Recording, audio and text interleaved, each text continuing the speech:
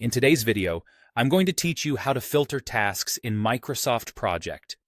If you've ever wanted to focus on just the tasks that matter, like what's incomplete, what's critical, or what's due soon, filters are the fastest way to narrow your view without changing or deleting anything in your plan.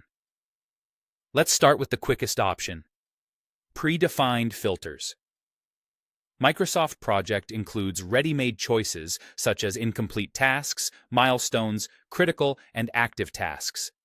Go to the View tab on the ribbon, and in the Data group, open the Filter drop-down. Pick the filter you want, say Incomplete Tasks, and your view instantly shows only the tasks that match. When you're done, return to the same drop-down and choose No Filter to bring everything back.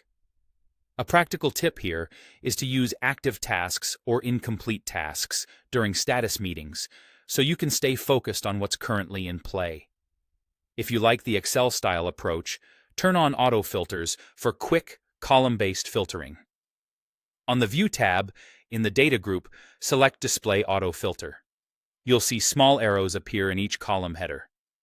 Click an arrow in the column you want to filter, like %, complete, start, or resource names, then pick the values or ranges you want to show. This is great for ad hoc questions, such as showing tasks that start next week or items assigned to a specific resource.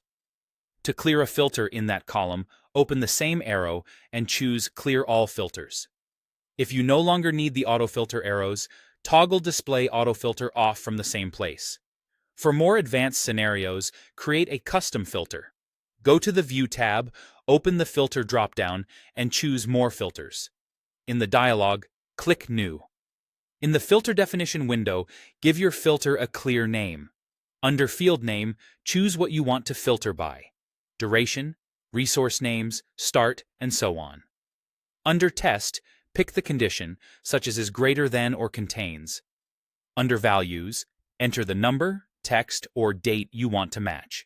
If needed, combine conditions using AND or to refine your logic. Click Save, then apply your filter from the More Filters list. For example, to show tasks longer than 10 days, set duration to is greater than 10. A few closing tips. Filters only hide tasks that don't match. They never delete data. You can quickly clear any active filter by choosing No Filter or press F3 when a filter is applied. And if you're using Project for the web, filtering is done through the Filters button in the header, where you can pick criteria like progress or dates. That's it. Now you can quickly surface the right tasks at the right time.